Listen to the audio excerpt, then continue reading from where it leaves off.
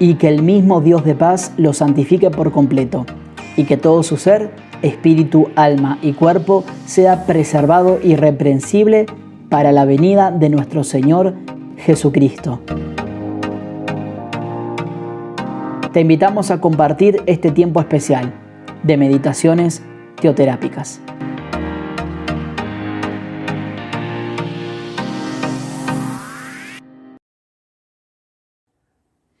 Hola mi querida gente, tengan ustedes un cordial día y con los correspondientes saludos para todos ustedes. Hoy, en esta reflexión teoterápica, quiero continuar hablando de un tema que hemos venido abarcando en los últimos tiempos, y es lo que tiene que ver con la madurez espiritual, con la importancia de la conversión espiritual, que es una de las deficiencias prácticamente que nosotros tenemos en la actualidad y lo estamos sufriendo en la iglesia constantemente.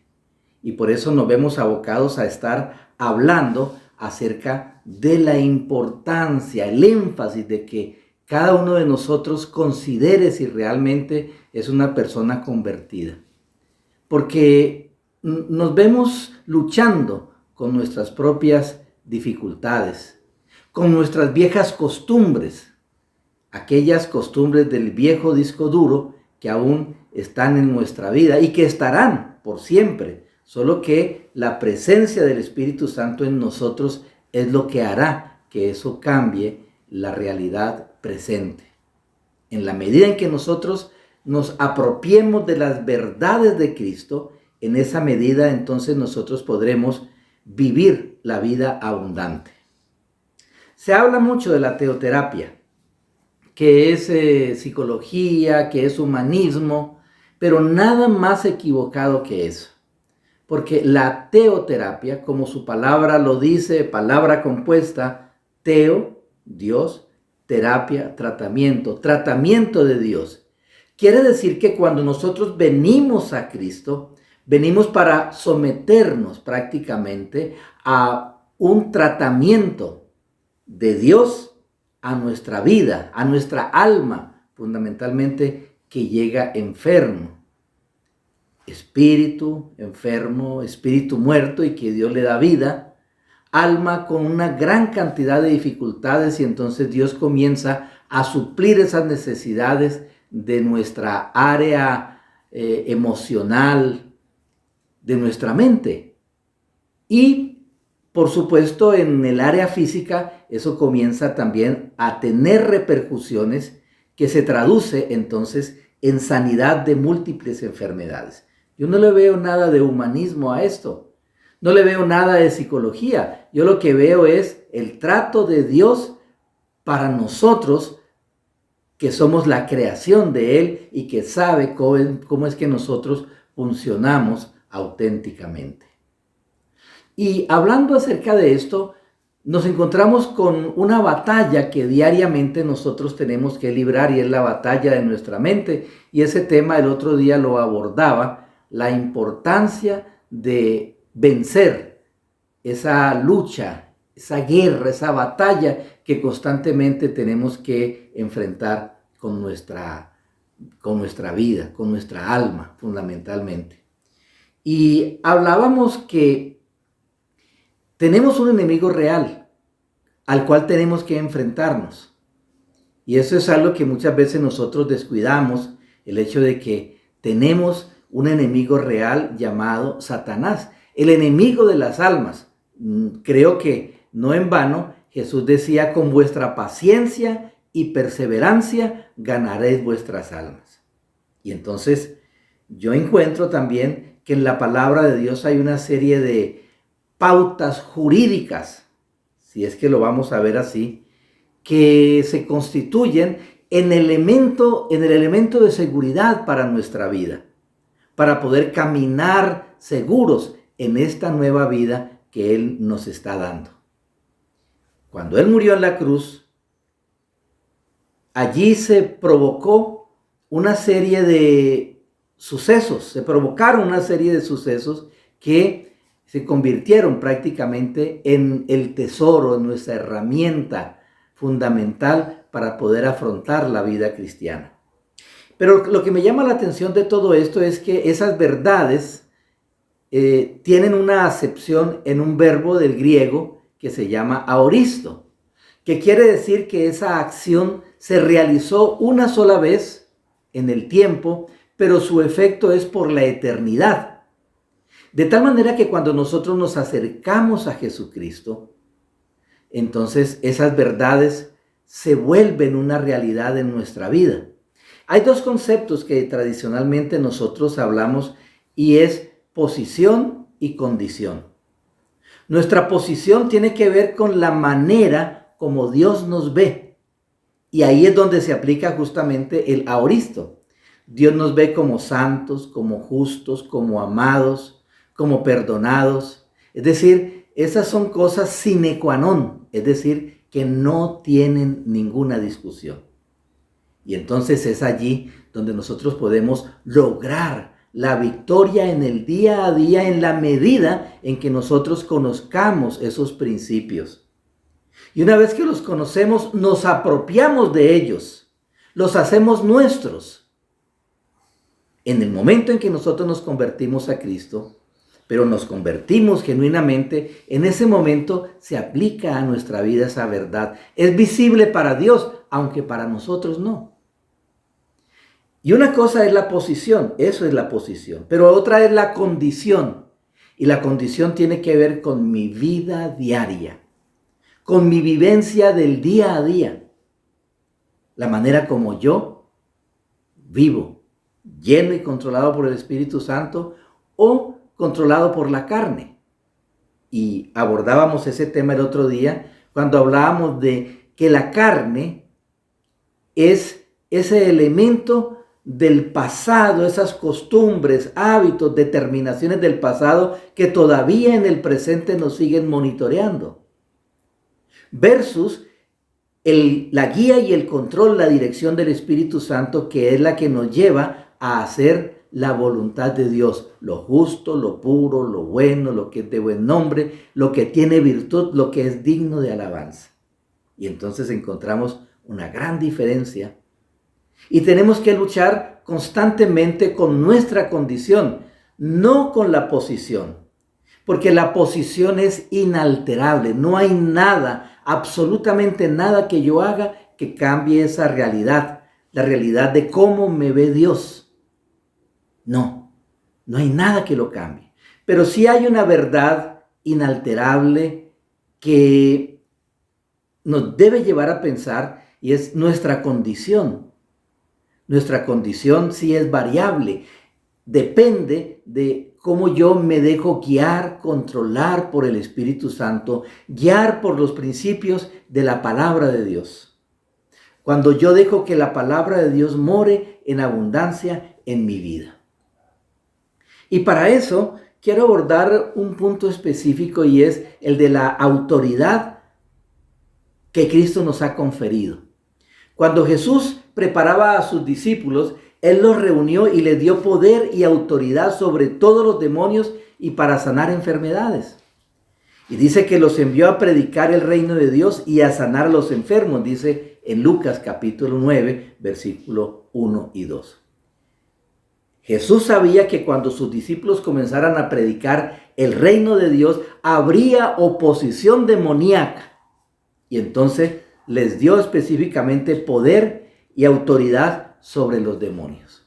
Y eso es bien interesante, cómo el Señor, sabiendo que ellos tenían que enfrentar cada una de esas circunstancias, entonces los capacitó.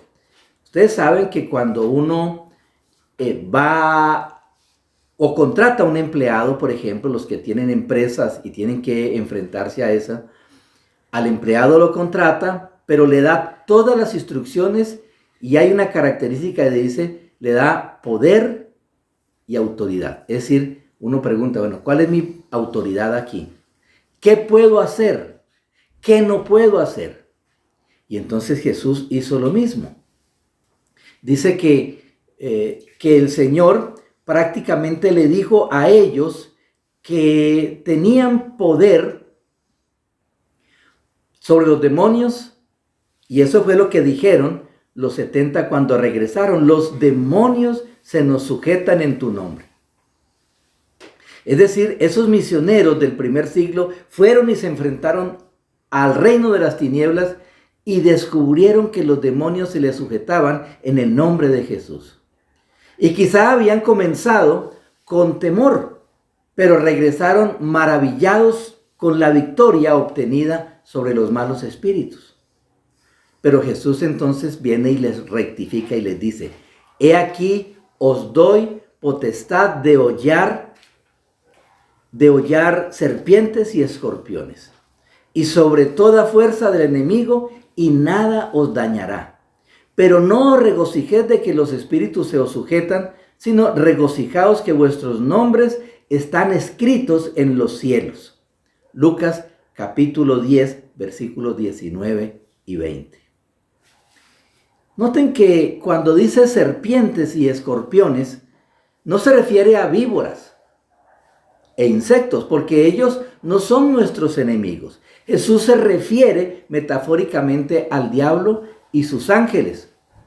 Y yo pienso que estaba diciendo, bueno, no se regocijen de que el nombre de Jesús tiene autoridad sobre los demonios, sino regocíjense de que vuestro nombre está escrito en el libro de la vida del Cordero, dice aquí en la Biblia.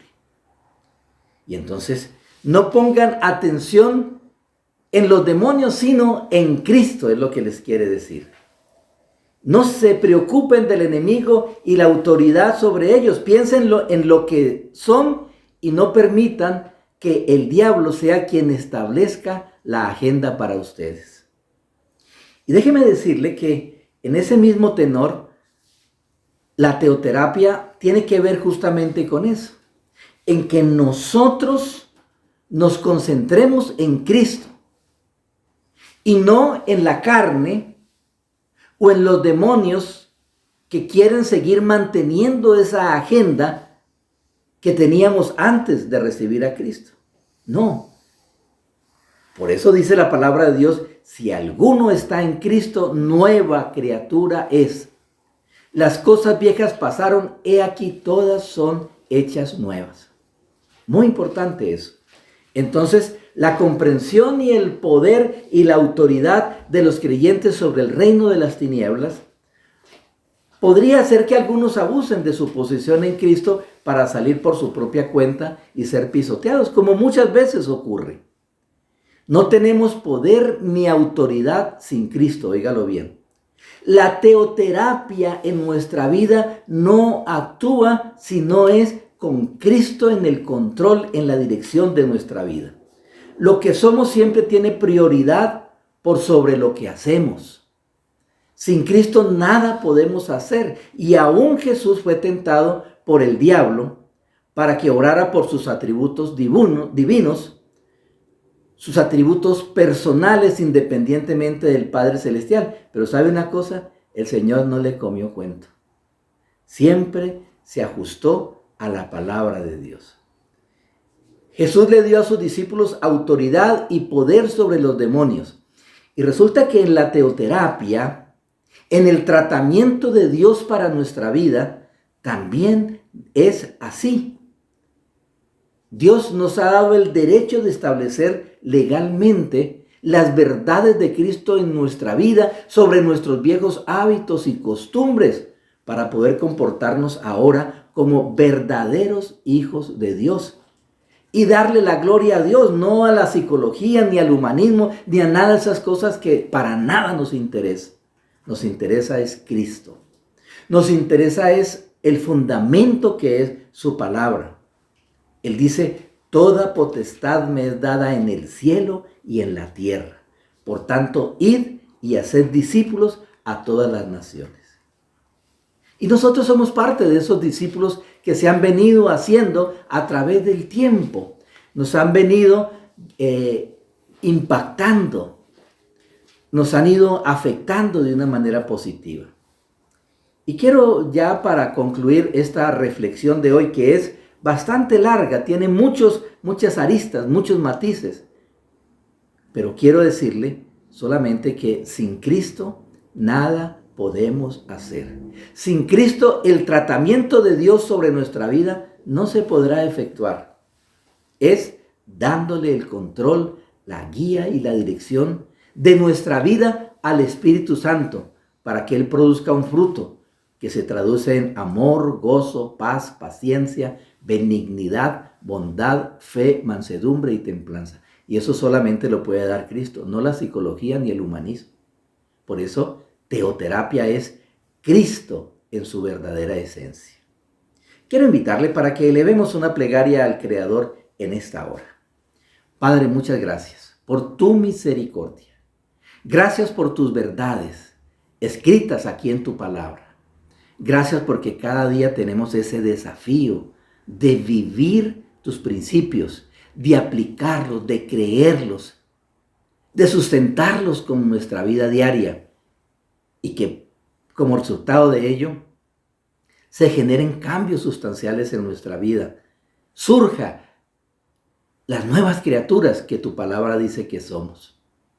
Ayúdanos, Señor, a aplicar este tratamiento de verdad en nuestra vida, en nuestra alma, en nuestro espíritu, y que afecte nuestro cuerpo positivamente y que seamos hombres y mujeres sanos, de pensamientos positivos, altruistas, que busquen glorificar a Cristo en cada momento. Nuestra vida está en tus manos, Señor. Bendice a cada uno de tus hijos donde quiera que se encuentren. Que tu amor sobrenatural los llene, los inunde permanentemente. En Cristo Jesús. Amén. Bien, amigos, por hoy no es más. La invitación es para que continuemos en nuestras reflexiones en el día a día y que la teoterapia siga siendo vivificada en nuestras vidas de una manera intensa. Que Dios me los bendiga y los conserve en paz. Buen tiempo para todos. Muchas gracias por acompañarnos. Te invitamos a participar del próximo encuentro de meditaciones teoterápicas.